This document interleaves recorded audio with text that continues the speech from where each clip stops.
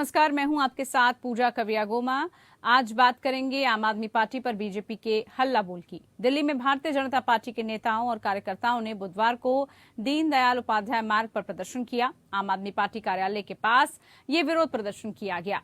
दरअसल आप नेताओं पर लगे भ्रष्टाचार के आरोपों को लेकर मुख्यमंत्री अरविंद केजरीवाल से इस्तीफे की मांग तक की गई। प्रदर्शनकारियों को संबोधित करते हुए दिल्ली भाजपा अध्यक्ष वीरेंद्र सचदेवा ने फिलहाल भ्रष्टाचार के आरोपों में जेल में बंद पूर्व मंत्रियों के नामों का हवाला देते हुए आरोप लगाया कि आप सरकार अपराधियों की सरकार है। वहीं सचदेवा ने आपको राष्ट्रीय पार्टी का दर्जा मिलने के बाद आयोजित समारोह में केजरीवाल के भाषण का जिक्र किया। वीरेंद्र सचदेवा ने कहा कि केजरीवाल कह रहे हैं कि उन्हें मनीष सिसोदिया और सत्येंद्र जैन की अनुपस्थिति खल रही है। सचदेवा ने कहा कि मैं केजरीवाल को आश्वस्त करना चाहता हूं कि वो जल्द ही सिसोदिया और जैन के पास जाएंगे। आपराधिक आरोपों में जेल में बंद आप नेताओं की एक लंबी सूची है और भाजपा अगले 3 महीने शहर में हर घर पहुंचकर पार्टी को बेनकाब करेगी। सचदेवा ने ये दावा भी किया कि 2 अन्य मंत्री गोपाल राय और कैलाश गहलोत भी भ्रष्टाचार के आरोपों के दायरे में हैं। लेकिन आम आदमी पार्टी फिलहाल जश्न मना रही है। आपको राष्ट्रीय पार्टी का दर्जा मिलने पर पार्टी मुख्यालय में नेताओं और कार्यकर्ताओं ने जश्न मनाया। इस मौके पर पार्टी के राष्ट्रीय संयोजक और दिल्ली के मुख्यमंत्री अरविंद केजरीवाल भी वहां मौजूद थे। पार्टी मुख्यालय में देश भर के वर्कर्स को संबोधित करते हुए केजरीवाल ने कहा, आपको राष्ट्रीय पार्टी का दर्जा हासिल करना गजब ही हो गया। ये अद्भुत, चमत्कार और अकल्पनीय है। साढ़े 10 साल पहले 26 नवंबर 2012 को पार्टी बनी, तब किसी ने सोचा भी नहीं था कि एक विधायक भी बन पाएगा और आज महज 10 से साढ़े 10 साल के अंदर आम आदमी पार्टी देश की राष्ट्रीय पार्टी बन गई है। सीएम अरविंद केजरीवाल ने कहा कि आज इस खुशी के मौके पर मनीष सिसोदिया और सत्येंद्र जैन की बहुत याद आ रही है। दोनों यहाँ होते तो हमारी खुशी में और 4 चांद लग जाते। उन्होंने कहा कि हम आप में देश के लिए मरने मिटने के लिए आए हैं। सारी राष्ट्र विरोधी ताकतें आपके खिलाफ इकट्ठी हो गई हैं। वो नहीं चाहती कि देश की तरक्की हो और देश में सरकारी स्कूल और अस्पताल बने। ये सारी ताकतें देश की तरक्की रोकना चाहती हैं। इस वजह से वो अब आपको जेल में डाल सकती हैं। सभी को कम से कम 8 से 10 महीने के लिए जेल जाने को तैयार रहना पड़ेगा। साथ ही उन्होंने कहा कि आज हमें अपनी विचारधारा को याद करने का समय है। आपकी विचारधारा के 3 स्तंभ हैं। पहला, कट्टर ईमानदारी। हम मर जाएंगे लेकिन देश के साथ गद्दारी और बेईमानी नहीं करेंगे, भले ही एक टाइम रोटी कम खा लेंगे। दूसरा, कट्टर देशभक्ति। देश के लिए जान हाजिर है, जरूरत पड़े तो फांसी पर चढ़ जाएंगे। तीसरा, इंसानियत। इंसान को इंसान समझना है। इन दोनों ही तरह के इन लोगों की तरह गुंडागर्दी नहीं करनी है। हमारी विचारधारा गुंडागर्दी की नहीं, उनकी हो सकती है।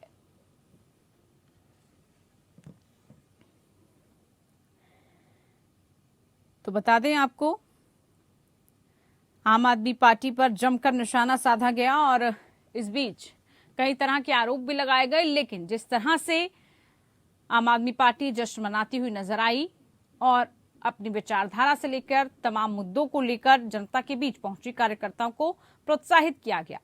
दरअसल ये सब कुछ राष्ट्रीय पार्टी बनकर और उसको देश के लिए समर्पित करने के लिए जश्न मनाया गया, ऐसा कहा गया। इसी पर आज की खास चर्चा में हमारे साथ खास मेहमान जुड़ चुके हैं। सभी का परिचय और उस पर चर्चा।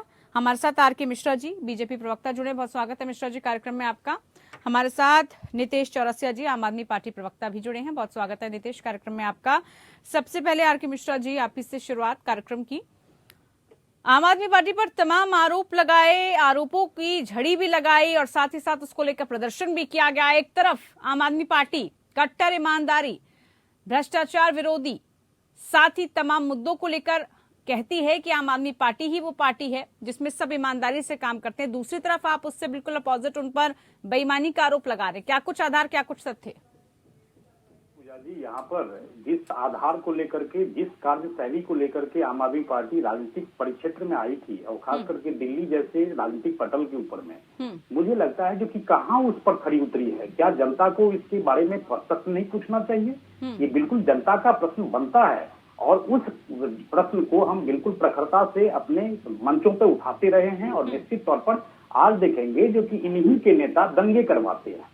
दिल्ली दंगा का स्वरूप किस तरह से था हम लोगों ने देखा है इनके नेता आपराधिक प्रवृत्ति के होते जा रहे हैं। खास करके जब राष्ट्रीय पार्टी बनी है उनको मुबारकबाद है, लेकिन मुझे लगता है जो कहीं न कहीं अब असलियत जो है तो सामने आ रही है। आप देखेंगे जो भ्रष्टाचार के आरोप खास करके सिसोदिया जी और सत्येंद्र जैन जी के ऊपर में जिस तरह से है, और ये सारे विषय अदालत के समक्ष है। भ्रष्टाचार एक तरह से पूरी तरह से कहते हैं दीमक की तरह आज आम आदमी पार्टी को पूरी तरह से खोखला कर रहा है और देश और जनता को जिस तरह से भ्रमित करने की इन्होंने कोशिश की है, मुझे लगता है इनको आत्ममंथन करना चाहिए और जनता को भी आत्ममंथन करना चाहिए। खास करके जब उन्होंने पंजाब में इनको पूर्ण बहुमत की सरकार दी, दिल्ली में पूर्ण बहुमत की सरकार दी, आज देख रहे हैं कि जो किसानों के ऊपर में जो लाठीचार्ज होते हैं और किसानों के लिए कहते हैं किसानों के हितैषी हम हैं, तो इस तरह की जब बातें करते हैं और दोहरे मापदंड जब अपनाते हैं तो मुझे लगता है कहीं न कहीं उनके ऊपर में प्रस्तुति खड़ा होता है। और ये बिल्कुल जनता का प्रश्न है और इस जनता के प्रश्न को हम बिल्कुल प्रखरता से हर एक मंच पर उठाएंगे, इसमें कहीं कोई दो मत नहीं है। जी ठीक है, ये आपने बता दिया कि देखिए कहाँ कहाँ पर आपने सवाल उठाए हैं और जिन तथ्यों की, क्योंकि देखिए आम आदमी पार्टी का बार बार ये कहना है कि आप आरोप लगा दीजिए, लेकिन उन आरोपों का कोई आधार नहीं होता और इसी बलबूते पर वो लगातार जनता के बीच भी जाती है कि आरोप लगते रहेंगे क्योंकि वो ईमानदारी से काम कर रहे हैं। जबकि अच्छा एक चीज बताइए पूजा जी, मैं मात्र एक छोटा सा मात्र 10 सेकंड में का आपका समय लूंगा। आप एक चीज बताइए, सिसोदिया जी का जो मैटर है और सत्येंद्र जैन जी का जो मैटर है अदालत के समक्ष है ना, फिर इनको जमानत क्यों नहीं मिल रही है? क्या भ्रष्टाचार के सबूत इनके खिलाफ नहीं है? क्या किसानों के ऊपर में इन्होंने इसमें तथ्य देने की जरूरत कहाँ है पूजा जी? मैं तो कह रहा हूँ किसानों के ऊपर में आप लाठीचार्ज करते हैं और किसानों के हितैषी बने हुए हैं, तो मुझे लगता है ये बिना तथ्य के ऐसी चीज है जो जनता के सामने में है और हम बिल्कुल हर एक मंच पर इस तरह की बातें प्रखरता से उठाएंगे। ठीक है, प्रखरता के साथ नितेश जी भी आ चुके हैं यहाँ पर, एक पोस्टर हाथ में लिए जिसमें लिखा है मोदी जी की डिग्री फर्जी है क्या, क्वेश्चन मार्क लगा रखा है, पीछे प्रश्न चिन्ह लगा रखा है और इस तरह से अपना विरोध वो जता रहे हैं। देखिए नितेश जी, हम लगातार देख रहे हैं इसको लेकर हर जगह आपकी तरफ से विरोध भी दर्ज किया गया, लेकिन एक मंच होता है विरोध दर्ज करने का, ठीक है, आपकी तरफ से तमाम इस तरह की पोस्टर बैनर्स की लड़ाई हम देख रहे हैं कि चल रही है, लेकिन सीधा सा हम यहाँ पर सवाल पूछेंगे और चाहेंगे उन सवालों के आप जवाब दें। क्या वजह है जश्न मनाया गया? आपके दो बड़े चेहरे जेल में है, बावजूद इसके राष्ट्रीय पार्टी बनने पर आप जश्न मना रहे हैं, ठीक है, प्रोत्साहित कर रहे हैं कार्यकर्ताओं को, लेकिन ये भी देखिए जिस विचारधारा की आप बात कर रहे हैं कट्टर ईमानदारी की, वो कट्टर ईमानदारी नजर कहां आ रही है जब आपके दो बड़े नेता जेल में बंद हैं? सबसे पहले तो आपको नमस्कार, पैनलिस्टों के साथ साथ सभी दर्शकों को मेरा नमस्कार। जिस प्रकार देश में लोकतंत्र की बार बार ये बात उठ के आ रही है कि इस देश के लोकतंत्र में किस तरीके से लोकतंत्र की इंडिपेंडेंसी पे आज सवाल उठ रही है। देश में इतनी बड़ी संस्था ईडी, सीबीआई जैसे बड़े संस्थान पे उंगली उठाई जा रही है। आपने अभी कल के प्रेस कॉन्फ्रेंस में देखा होगा किस तरीके से हमारे नेता, हमारे सांसद श्री संजय सिंह जी ने ईडी पे किस तरीके का व्यवहार विपक्ष के नेताओं पे, विपक्ष के लोगों पे दबाव डाल के उनका नाम लेने की बात कोशिश की जा रही है। इससे आप क्या समझते हैं? और ये बार बार ये बात निकल के आ रही है कि आखिर ईडी, सीबीआई किसके इशारे पे काम कर रही है? आखिर भाजपा के नेताओं पे क्यों नहीं कोई कार्रवाई हो रही है, जबकि तमाम सबूत पब्लिक डोमेन पर पड़े हुए हैं, जबकि तमाम। लेकिन नितेश जी, यहाँ पर देखिए सेंट्रल एजेंसीज पर तो अक्सर आरोप लगते रहे हैं, सेंट्रल एजेंसीज पर ये कोई पहला वाक्य नहीं है जब आरोप लगे हों। इससे पिछली सरकारों में भी सुप्रीम कोर्ट की तरफ से तक ये तक कह दिया गया था, आपको पता है सब कुछ। सवाल यहाँ पर ये है जो कि बीजेपी भी उठा रही है, आखिरकार फिर जमानत क्यों नहीं मिल पा रही है? जिस कट्टर ईमानदारी की आप बात करते हैं, अगर कोई भी साक्ष्य नहीं मिल पा रहा है उनके खिलाफ में, अगर कोई भी सबूत नहीं मिल पा रहा, उसके बावजूद भी जेल में बंद है, सुनवाई लगातार हो रही है, लेकिन उसके बाद भी जमानत क्यों नहीं मिल पा रही? ईडी के साथ एक अपने उसके कुछ दायरे हैं, ईडी के पास अपने कुछ एडिशनल पावर है। न्याय प्रणाली अपना काम कर रही है, न्याय प्रणाली पर हमें पूरा भरोसा है, लेकिन जब बात ईडी के चेयरमैन की इलीगल एक्सटेंशन पे आती है तो सवाल तो पूछा जाएगा सरकार से कि आखिर ये इलीगल एक्सटेंशन हो क्यों रहा है, ऐसी क्या साजिश है, ऐसी क्या मनगढ़ंत चल रही है जिसकी वजह से आप इनकी एक्सटेंशन पे एक्सटेंशन करी जा रही है। हालांकि ये मसला कोर्ट में है, इस पे अभी आदेश आना बाकी है। मैं बहुत नहीं कहूंगा इसके बारे में, लेकिन हाँ संदेह के दायरे में तो ये बात आते हैं।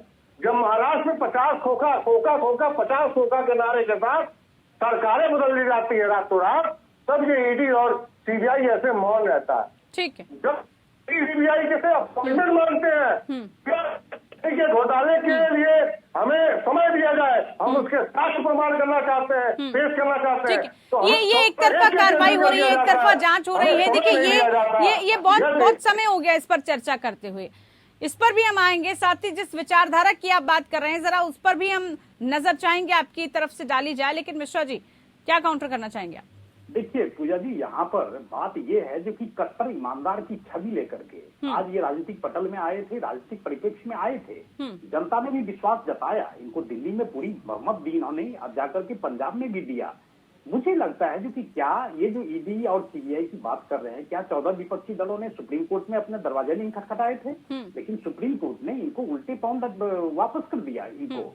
पहली बात। दूसरी बात जो कहते हैं जो कि ये भाजपा के नेताओं के पर कार्रवाई नहीं होती, कोई जरूरी नहीं है जो कि ईडी और सीबीआई ही जांच कर रही हो। हम कहते हैं जो स्थानीय एजेंसियां भी काम करती है और स्थानीय एजेंसियां भी जांच कर रही है। आपने देखा होगा जो किस तरह से असम के मुख्यमंत्री को सम्मन भी किया गया था, सीबीआई के उसमें द्वारा सम्मन किया गया था और उनको बुलाया भी गया था पूछताछ के लिए। ये सारी चीजें पब्लिक डोमेन में होने के बावजूद भी केवल सीबीआई और ईडी के ऊपर में जो आप आरोप लगाते हैं, मुझे लगता है कि कम से कम आप मंथन तो करें कम से कम। और आजकल देख रहे हैं जो कि जिस तरह से इनके ऊपर में भ्रष्टाचार के आरोप के साथ साथ न्यायालय के समक्ष में सारे विषय होने के बावजूद भी इनके नेताओं को जमानत नहीं मिल रही है। आपने कभी या हमने कभी सोचा था कि प्रदेश का उप मुख्यमंत्री, प्रदेश का स्वास्थ्य मंत्री ऐसे भ्रष्टाचार के आरोप में करोड़ों रुपए, जहां पर जनता के टैक्स के पैसे को मिश्रा जी, आरोप तो राजनीति में लगते ही रहते हैं ना, आरोप तो लगते हैं, आरोप लगाना काम है, लेकिन आरोपों में सच्चाई कितनी है, आरोपों को आप सच्चाई में कितना बदल पाएंगे, तथ्य कितने सबूत आप दे पाएंगे, वो सवाल है ना। आरोप तो आप जितने मर्जी लगा लीजिए। मैं बिल्कुल मानता हूँ इस चीज को, जो कि आरोपों के क्योंकि आरोपों पर तो जनता भी नहीं जाएगी, जनता भी आरोप सुनकर नहीं अपना वोट कास्ट करती है, जनता भी देखती है, समझती है, उसके बाद ही किसी को सत्ता में लाती। नितेश जी, आरोप लगाए जा रहे हैं और आपने भी कहा कि आरोपों में कोई सच्चाई नहीं है, और जिस विचारधारा के 3 स्तंभ आप बता रहे हैं, कट्टर ईमानदारी की बात आप कर रहे हैं, आप ये कह रहे हैं कि हम देशभक्त हैं, देशभक्ति जगाएंगे, इंसान को इंसान समझेंगे, लेकिन इन सब बातों के बीच में जिस विचारधारा के साथ आपकी पार्टी बनी, उस पर ही सवाल उठने लग जाते हैं, उस पर ही प्रश्न चिन्ह लगने लग जाता है, जब इस तरह से भ्रष्टाचार में संलिप्तता पाई जाती है, नाम उजागर होते हैं। मुझे आप एक उदाहरण दे दीजिए अन्य किसी पार्टी में जो सरकार में रहते हुए अपने मंत्री को जेल में डाला हो, अपने विधायक को जेल में डाला हो, या अपने लोगों को जेल में डाला हो। ये एकमात्र उदाहरण आप भारतीय जनता पार्टी से पूछ लीजिए कि क्या इन्होंने सरकार में रहते अपने किसी एक मंत्री को या किसी एक विधायक, थोड़ी एक कार्यकर्ता की बात कर रहा हूं मैं, इनकी हिम्मत है? अरे ये मिल के खाते हैं, इनका तो हिस्सा बंटता है। हमने अपने सरकार में होते हुए अपने मंत्री को जेल डाला, हमने एक्सपोज करा, कोई भाजपा नहीं आई, कोई कांग्रेस नहीं आई, कोई मीडिया नहीं आई। हमने प्रेस कॉन्फ्रेंस के जरिए बताया कि हमारा मंत्री भ्रष्टाचार कर रहा था, इसलिए हमने उसे जेल में डाला। ये एकमात्र आम आदमी पार्टी ऐसी है जिसने निष्पक्ष जांच करके उसको जेल में डाला। आप एक उदाहरण, हमारे पास कोई वॉशिंग मशीन नहीं है, हम चाहते तो दबा लेते हैं, हमारे कट्टर ईमानदारी पे सब, ऐसा तो हो ही नहीं सकता हमसे। लेकिन अगर हमारे झूठे तरीके से, अगर मैं हमारे बेस्ट एजुकेशन मिनिस्टर पे उंगली उठती है तो हम आवाज उठाते हैं।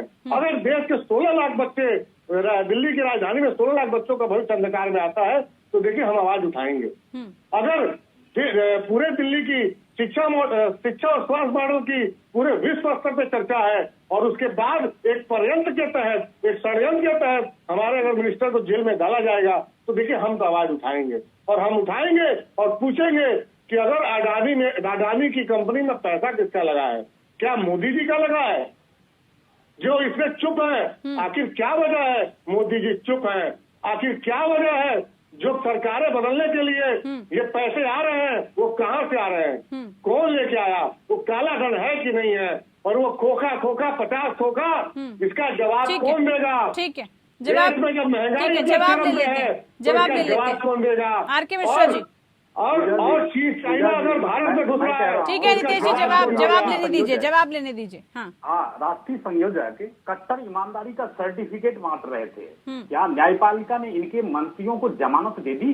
आज इनसे प्रश्न नहीं पूछा जाना चाहिए, क्यों नहीं जमानत दे दी? आज हो सकता है जो सरकार एक पूर्वाग्रह से ग्रसित होकर के, हो सकता है, मैं ये नहीं कह रहा हूँ, हो सकता है पूर्वाग्रह से ग्रसित होकर के उनके ऊपर में आरोप लगा दिया, लेकिन न्यायपालिका तो स्वतंत्र है और न्यायपालिका के अंदर में जब सारे विषय हैं तो फिर इनको जमानत क्यों नहीं मिल रही? आप देखेंगे स्वास्थ्य मंत्री सत्येंद्र जैन जी का इस तरह से वीडियो लीक हुआ है, क्या इस तरह से आप सिस्टम को पैरालाइज कर देंगे? ये प्रश्न नहीं पूछा जाना चाहिए इनसे। आज अगर ये जनता पूछ रही है, तो डिग्री का सवाल पूछ रहे हैं मिश्रा जी, तो क्या इस चीज के लिए डिग्री फर्जी है और डिग्री कब दिखाई जाएगी? सवाल ये पूछ रही है आम आदमी पार्टी। तो कागज कब दिखाएंगे? कागज दिखाना है, कागज कब दिखाएंगे? अरे पहले केजरीवाल जी से पहले चलाएंगे। अरे डिग्री केजरीवाल जी से मांग लीजिए, वो कितने पढ़े लिखे हैं, फिर जाकर के बात करिएगा। ये पोस्टर दिखाने से काम नहीं चलेगा। आप भ्रष्टाचार में भ्रष्टाचार में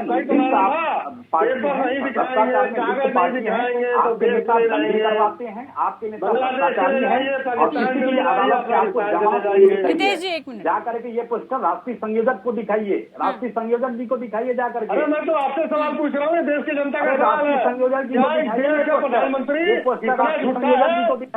डिग्री में शामिल नहीं जा पा रहा है, वो अपनी पत्नी के बारे में झूठ बोलता है, फिर वो अपने डिग्री को लेकर कहाँ से विवाद आ गया? डिग्री को लेकर क्यों सवाल उठने लगे? वो कहते हैं डिग्री 2016 में दिखा चुके हैं, अब जब डिग्री दिखा देते हैं तब आप डिग्री पर सवाल उठाने लगते हैं कि डिग्री सही नहीं है, फर्जी डिग्री है। जब सही है मैं अपनी डिग्री सार्वजनिक करता हूँ, मुझे कोई दिक्कत नहीं, इंक्वायरी करे। अरे क्यों करे? डिग्री सार्वजनिक क्यों करे? जनता द्वारा चुने हुए प्रतिनिधि है, जनता द्वारा चुने हुए प्रतिनिधि है और नकल के लिए नकल होती है। आपको लग रहा है नितेश जी डिग्री वाला मुद्दा या इस तरह के मुद्दे से जनता पर कुछ असर पड़ेगा? आपको लग रहा है इस तरह से आप मोर्चेबंदी करेंगे, इस तरह से आप 2024 की तैयारी करेंगे नितेश जी? इस तरह से क्या आप चुनाव लड़ पाएंगे? ये मुद्दे रहेंगे क्या? हम ये बताना चाहते हैं कि देश का जो प्रधानमंत्री है वो एक चीटर है, इसलिए पंजाब के अंदर गलत बयान अपने शपथों में देता है। ये हम देश की जनता के सामने एक एक करके सर, एक एक करके स्पष्ट नहीं हो पा रही चर्चा में, फायदा नहीं है सर, एक एक करके मिश्रा जी सुन लेते हैं। बोलिए नितेश जी। मैं स्पष्ट करना चाहता हूँ देश की जनता के सामने कि अगर देश की जनता ये बात जानना चाहती है कि क्या मेरा देश का मेरा प्रधानमंत्री पढ़ा लिखा है कि नहीं पढ़ा, अगर नहीं पढ़ा लिखा नहीं, ये तो पॉलिटिकली एजेंडा आप लोग चला रहे हैं ना नितेश जी। ये तो अभियान आपकी तरफ से डिग्री दिखाओ चलाया गया है, जनता ने थोड़ी ना कहा है आपको, जनता ने आपको सजेशन दिया है क्या? नितेश जी सुनिए मेरा सवाल, ये जनता ने आपको सजेशन दिया है क्या? डिग्री दिखाओ अभियान ये तो आप कैंपेन चला रहे हैं, जनता के मुद्दे में ये आता है क्या? जनता को इससे फर्क पड़ रहा है? यही सवाल है कि क्या हमारा प्रधानमंत्री अगर पढ़ा लिखा नहीं है तो हमारे साथ चीटिंग क्यों कर रहा है? 2 बार सत्ता में पहुंचाने के बाद क्या जनता अब डिग्री पर सवाल उठाएगी? झूठ बोला तो ऐसा झूठा प्रधानमंत्री क्यों है हमारे बीच में? प्रधानमंत्री झूठ क्यों बोल रहा है? कितनी बार तो माफी मांग चुके हैं, कितनी बार प्रधानमंत्री झूठ क्यों बोल रहा है? अरविंद केजरीवाल जी से जाकर के पूछ। ठीक है, लेकिन एक बात है मिश्रा जी, देखिए एक सवाल जरूर है, ये बार बार उठाया जाता है और हर विपक्षी की पार्टी में, और अब तो आम लोगों के जहन में भी ये सवाल आने लगा है कि आप काम नहीं करने दे रहे हैं। कभी हम देखते हैं उपराज्यपाल का मुद्दा फंस जाता है, कभी अन्य तरीकों से आम आदमी पार्टी को काम नहीं करने दिया जाता है, बार बार कुछ ना कुछ इस तरीके की अड़चने पैदा कर दी जाती हैं, एजेंसीज को लगा दिया जाता है। ये तो जनता के मन में सवाल आ रहा है कि सिर्फ और सिर्फ क्या तमाम भ्रष्टाचारी विपक्ष में हैं, क्या सारे ईमानदार सत्ता पक्ष में हैं, क्या वहां पर कोई भी बेईमान नहीं है, बिल्कुल पाक साफ काम चल रहा है वहां? पूजा जी एक चीज बताइए, राजस्थान में किसकी गवर्नमेंट है? कांग्रेस की है। छत्तीसगढ़ में किसकी गवर्नमेंट है? काम कर रहे हैं ना सब। दिल्ली के अंदर में अगर इनकी पार्टी है, इनकी पार्टी की सरकार है, तो क्या काम नहीं करना चाहिए इनको? क्या इससे पहले शीला दीक्षित जी मुख्यमंत्री नहीं थी? क्या वो दिल्ली के लिए काम नहीं करती थी? ये सब सारे जो है ना राजनीतिक एजेंडे हैं। ये केवल राजनीतिक एजेंडा चला रहे हैं और एक नंबर के भ्रष्टाचारी पार्टी है, दंगाई पार्टी है। इसको जवाब देना चाहिए इस पार्टी को, जो कि अपने राष्ट्रीय संजोग से पूछे जा करके तो डिग्री ये राजनीतिक एजेंडा चलाने का ये जनता का प्रश्न नहीं है। ठीक है, ये इनका प्रश्न है। ठीक है नितेश जी। अब ये बताइए, जब से एमसीडी में आम आदमी पार्टी की सरकार बनी है, एलजी साहब का काम करने का फ्रीक्वेंसी बढ़ गया। देखिए कितना तरीका अच्छा। ये भाजपा एमसीडी में थी, एलजी साहब खुद अनकंफर्टेबल थे, तो बेचारे काम ही नहीं कर पाते थे। उन्हें पता था हर जगह चढ़ावा है, हर जगह भ्रष्टाचार है। आप 9 कदम आगे बढ़ाएंगे, 2 कदम पीछे बढ़ेंगे। आप 9 साल क्योंकि मालिक की बात नहीं, अब तो देखिए एमसीडी में भी जनता ने आपको नितेश जी चुन लिया ना, तो उनके जुड़े मुद्दों को आप क्यों नहीं उठा रहे? बीजेपी के प्रवक्ता से निवेदन करूंगा, थोड़ा ध्यान रखें। देखिए मैं भी आपके समय में चुप रहता हूँ, अगर मैं भी बोलिए ठीक है, बोलिए। तो आप देखेंगे किस प्रकार से एलजी साहब भी समझ रहे हैं कि भाई हमारे अब चूंकि बीजेपी की सरकार थी तो मालिक की बात है, तो कैसे काट दें, कैसे इंटरफेयर कर दें। अब आज जब से हमारी पार्टी की सरकार आई है, उनकी काम करने की फ्रीक्वेंसी देखिए। कभी कूड़े के पहाड़ पे चढ़ जाते हैं, कभी यमुना किनारे मिलते हैं, कभी किसी प्रोजेक्ट को विजिट। मैं तो चाहता हूँ, अच्छी बात है, बंद कमरे में एसी में कोई काम नहीं होना चाहिए। अगर एलसी का काम मॉनिटरिंग का है तो मॉनिटरिंग का काम करें, हम स्वागत करते हैं। ठीक है, मॉनिटरिंग होगी तभी तो काम का पता चल पाएगा कितना काम हो रहा है, धरातल पर काम हुआ या नहीं हुआ। निरीक्षण नहीं होगा जब तक पहुंचेंगे नहीं, जब तक नहीं पता चल पाएगा। ठीक है, ठीक है, बहुत शुक्रिया आप दोनों खास मेहमानों का, आप हमारे साथ जुड़े, चर्चा में शामिल हुए। तो आम आदमी पार्टी पर लगातार हल्ला बोल हो रहा है, देखना ही होगा कि दिल्ली की ये सियासत, दिल्ली की राजनीति आगे क्या कुछ नए मोड़ लेती है। फिलहाल के लिए खास पेशकश में इतना ही, नमस्कार।